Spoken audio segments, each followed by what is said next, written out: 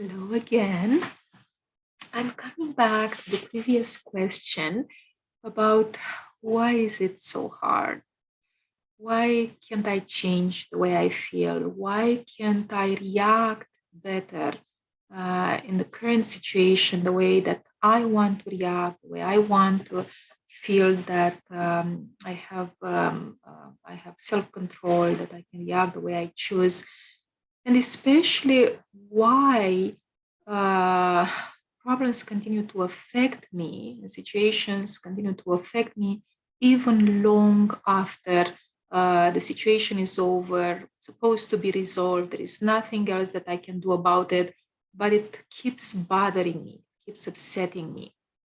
So in this regard, it's helpful to note that the biggest part of our upsets in the present, they have nothing to do with the present, or very little to do with the present. It is a little bit about the present, but most of it is about what it activates in us, the vulnerable buttons that it pushes us. And those vulnerable buttons are coming from our previous pains, our previous, sometimes very old wounds that didn't have the chance to be fully healed and closed. And what's happening in the present, it keeps reactivating, it keeps triggering those wounds and the pain coming from them. And when we react from the pain, first of all, we don't act from the pain, we react. The reaction is automatic, it's already ingrained. They say that pain takes our mind away. So whether physical pain or emotional, mental pain, the intensity of the pain really takes the mind away. We are having a great amount of difficulty to be self-controlled, to be able to choose our reaction in the moment. So these old pains coming from old wounds that were created sometimes a very long time ago, in the first part of our life, many of our deepest wounds are created in the first 2 years and in the first 7 years of life. In the first 2 years, many of our wounds are created in terms of the patterns are created related to our relationships with others. There is a theory called the attachment theory, based on which the relationships that we have as an adults, the patterns of relationship that we have as an adults, are formed in the first 2 years of life, based on the relationship that we had with the primary caregivers, usually with a mom, but it could be a grandmother, it could be somebody else that acted as a primary caregiver.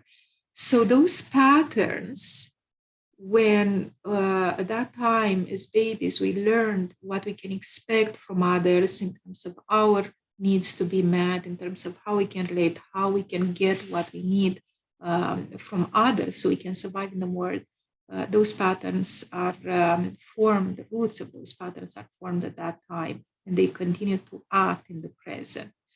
So what's important when we try to make the changes and to be able to respond in the present, based on the maturity that we have, based on the position of the adult that we are in the present, and choosing purposely our responses that work best for us and for others. On one hand, when we try to do that, it's helpful to use coping strategies that would help us to manage the emotions in the present. And we talked about some of them in a previous presentation, how to extinguish the fire. But an equal importance, it has to be able to take the time to pause and give the chance of those wounds, old wounds, to be healed. Because otherwise, life seems to be like a constant marathon that we are working so hard and trying to keep running. But we have many wounds on our feet. And every step feels painful, and everything feels like a struggle, and it's exhausting, and it makes us feel hopeless and wanting to give up because everything gets too hard and seems like never ending. So this healing part, it's an essential part. It's important to stop and give those wounds the chance to be healed. And there are many approaches in therapy to be able to do that.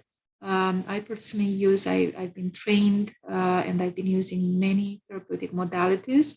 I do have to admit that my favorite one is EMDR, eye movement desensitization and reprocessing.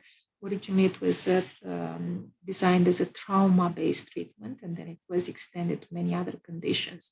So EMDR has the power to not just help the person cope with the symptoms in the present, with the behavior in the present and the reactions in the present, but going to back to those wounds that were created earlier on and heal those wounds. So we don't have to constantly have the pain and react from that pain.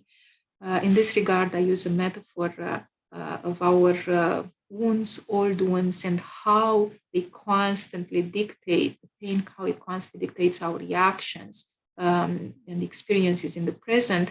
It's like a weed that has very strong roots. The roots were created early on, often in the first part of our life, but at the same time, life keeps going, and we have experiences that have a strong impact on us throughout our whole life. It could be a car accident, it could be a divorce, it could be the death of a loved one. But at the same time, these experiences don't have to be big in themselves.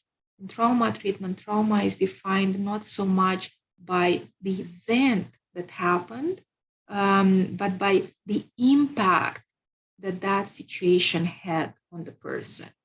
And in that regard, the impact of the traumatic experience is very personal from one person to another. Something apparently small to somebody else, to one person, it could be having a very strong, painful impact on another person.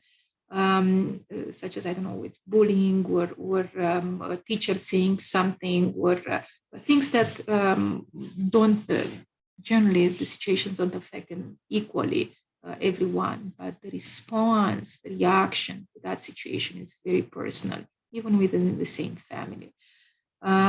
So in this regard, I remember when I realized personally this very strongly. I was working with a family. There were 4 people, the mother and 3 adult children. And I was working individually with each of them around the same situation. The father died in a car accident.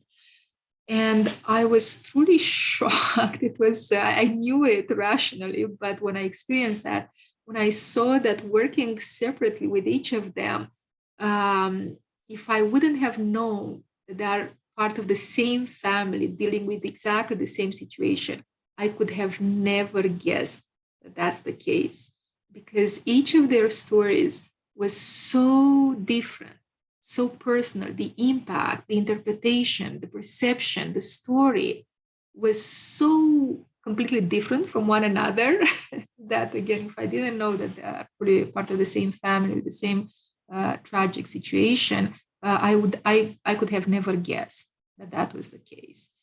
So we do have personal reaction, and those reactions, those wounds, again, become the roots of those weeds that we keep having in our life, in the garden of our soul, in the present. And they take away the energy, the light, the nutrients. They take away, when there are too many of them and too strong, our whole soul garden.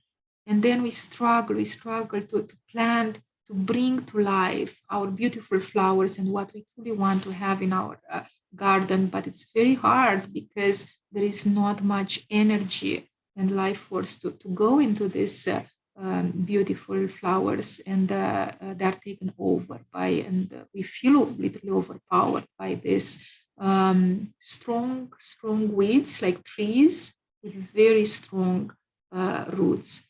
And again, why is it so hard to change in the moment? And feel the way we want to feel and to react the way we want to react in the present.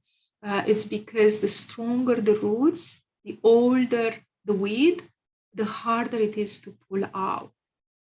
But again, at the same time, there are methods through therapy, through healing. There are ways of making this possible. It's just that it doesn't happen automatically. We can't just ignore it. We can't just pretend that it's not there. These roots, these weeds are in there. And unless we clear out our garden and to make room for what we want to have in the present, then they will always take the space and take the life out of us. Okay, thank you, and until next time.